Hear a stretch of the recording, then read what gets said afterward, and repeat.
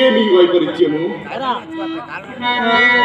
తాను రాజునని చెప్పిన వాడిని అనుసరించుకుని అమాయకుడిని పట్టుకొని శిక్షించమంటారు.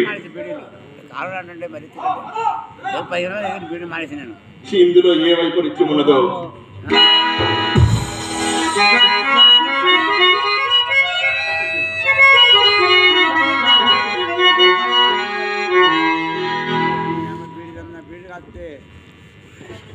యూదుల రాజు నీవేనా?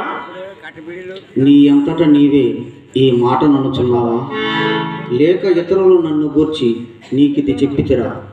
నేను యూదుడు నానేమి, నీ వారు నీ ప్రజలు నీ వారైతే కదా. నా రాజ్యం ఈ లోక సంబంధమైనది కాదు. ఈ లోక సంబంధమైనది అయినట్లయితే నన్ను నీకు అప్పగింపబడకుండా నా సేవకులు పోరాడుదు. నా రాజ్యము అని చుట్టూరి నీవు రాజువా? నీవన్నట్టు నేను రాజునే. అట్లయినా నీ రాజ్యం ఎక్కడ? సత్యమును గుర్చి సాక్ష్యం ఇచ్చుటకే ఇచ్చటకు వచ్చింది.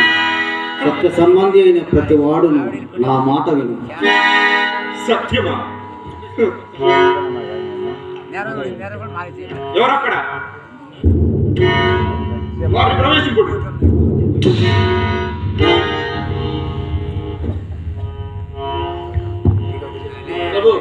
మత ప్రవేశులారా, విప్లవకారి విద్రోహి అని బంధించి తెచ్చిన ఈ మనిషి యందు నాకు ఏ నేరమును కనిపించలేదు.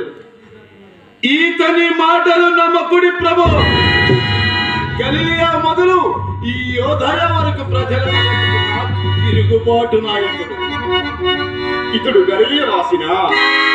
అట్లయినా యెరూషలేము నందే గలిలయ అధిపతి హేరోదు ఉండెను. అతని దగ్గరికి తీసుకుపోడు.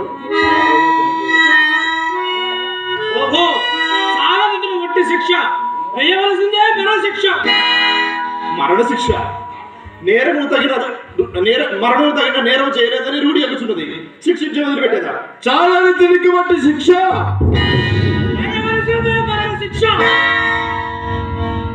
ప్రజల ఇష్టమే ప్రభుల ఇష్టం కావున ఓయి అరిమి హీబ్రూ గ్రీకు నజరేయుడైన యేసు అని విలాసం రాయించి శిలువపై కొట్టించుడు.